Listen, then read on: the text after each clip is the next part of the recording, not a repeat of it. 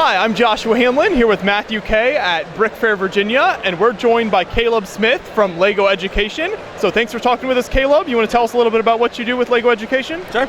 So I'm the marketing coordinator for community, and my job is to network with educators all around the U.S. I do it physically. I do it with some of our lead educators. I do it with robot camps, FLL groups, Boy Scout troop leaders, 4-H groups, and then I also work with our online community on a global scale. I bring together people from France, from the US, from Canada, and I monitor and I build those relationships. Very nice. So where is your Lego Education based out of then? Where do you do most of your work from? Sure. So I'm based out of Pittsburgh, Kansas, which is 2.5 hours south of Kansas City. Big town of 20,000 people. 20,000 people. Pittsburgh State University. Okay. So look it up. Okay. It's a very cool town. I have about 26 colleagues within my building, and we just sell and market Lego Education. Okay. And something that a lot of people might not be aware of is that there are a lot of Lego Education products that Lego sells out there. If you want to talk a little bit about some of those? Sure. So we work in the classrooms. We build curriculum. We kind of build the pieces, build the sets, create the containers for that. And we have products ranging from elementary through middle school. We also have Duplo, and it's all curriculum based. We have literacy, we have math, we have robotics, and then we also have upper elementary STEM focused. And so describe your most typical use case scenario. Like what's your most typical like use of Lego Education product? Is it like a sort of a side activity like in a classroom environment or? Yeah, so it's actually both. So it is, in the middle school, it's more extracurricular. Okay. And then in elementary, it's more core classroom. Okay. So it's very much like, we have a set called More to Math, and it's very much math driven. It is used as a core curriculum for teaching math. It can also be used as a substitute or an alternative, but it has standards and it does meet every state in the US.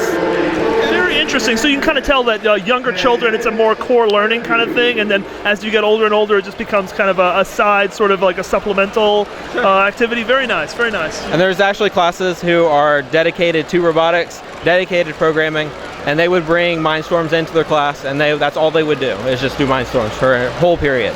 Interesting. And now, really interesting, you mentioned Pittsburgh, Kansas, and I know Lego's North American office is in Enfield, Connecticut. Could you give a little bit of a background as to why Lego Education is located in Pittsburgh, Kansas, and not Enfield? Sure. So Pittsburgh, Kansas, it's kind of funny, but Lego Education used to be part of another company called Pitsco, which was founded in Pittsburgh, Kansas. And so we were kind of like a third-party license. And then in 2012, we started to merge in with Lego Group. And in 2013, we became part of Lego Group. And then we just started moving from there. And so now we have Lego Education in Kansas. There's Lego Education in other places, like near London. And then, of course, the main headquarters being in Billund. That is very interesting. So that's something that I totally would not have known. I probably could look that up online somewhere, but thank you for explaining it. Awesome. That's awesome. That's awesome. So obviously you're here at BrickFair. What other types of shows or conventions do you help support with Lego Education? So I mostly work in kind of the teacher environment, the education environment. So I work with national science teacher associations, international science, I can't remember the name of it now, ISTE. We mostly do a lot of big conferences to where we show up with our vendors. We'll work with groups like Scholastic or Pearson, and then we will kind of meet together. We'll be in the same building, kind of like what you would see here at BrickFair, except we have all of our models there. We kind of show what we do and why teachers should use our products. So what led you to working at Lego Education then? Was this like you go to college for a job like this, or what made you want to work there? This is definitely the right time, the right place situation. I saw a job open for Pitsco. I applied. It turned out it was for Lego. When I was hired, I went straight from college to Lego Education, and I started within about a month after graduating. Yeah, it was definitely just the right time, right place. I had the experience. Always like that. It's always like that, right? You know, yeah. You're just there. Yep, I know it. I know Those it. accidents. I love it. So what do you think of BrickFair thus far? Is this your first full Lego convention that you've attended? So this is my first large one. I went to Brick Fiesta last week. Okay. It's been great so far. I've had a lot of fun. The models have just blown my mind. But it's great to see Lego being used in these extravagant ways.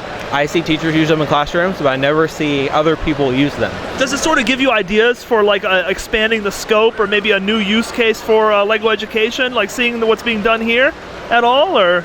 Yeah.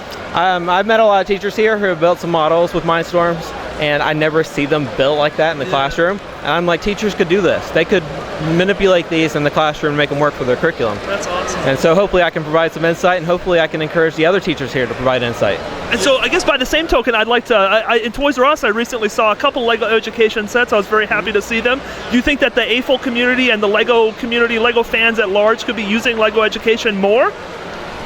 They could. Yeah.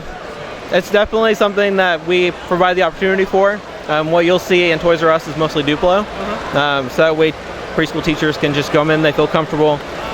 We don't prevent people from using Lego education products. And I think that's something most people don't know, right? Yeah. We have a lot of part packs. We have EB3. We have a lot of system Technique bricks that you can use, a lot of Duplo Technique bricks. It's a great variety. It's a lot different than what you could get in the Lego store. So we encourage everyone to go check it out. Certainly. And I believe you also have, with the great ball contraption going behind us, Lego Education has little Lego metal balls, right? Like the sort of like the soccer balls they use in the great ball contraption. Yeah, so they're about the same size as one of those balls. Solid metal, pretty heavy. We mostly use them in education to do quick turns with our robots, but they're also used for things like a gravity drop. So having middle school kids test gravity, measure gravity, some different components like that. Very cool. So for people who might be interested in learning more about Lego Education, or teachers and people like that that want to get involved, where's the best place for them to go? LegoEducation.us. You can check us out on our community, LegoEducation.com/community. All of our information for all of our products. You can check out what teachers are doing, how just average people are doing. You can check out how after-school curriculum, how other people are building these models with education products. Awesome. Okay, thanks for talking with us. I appreciate it, Caleb.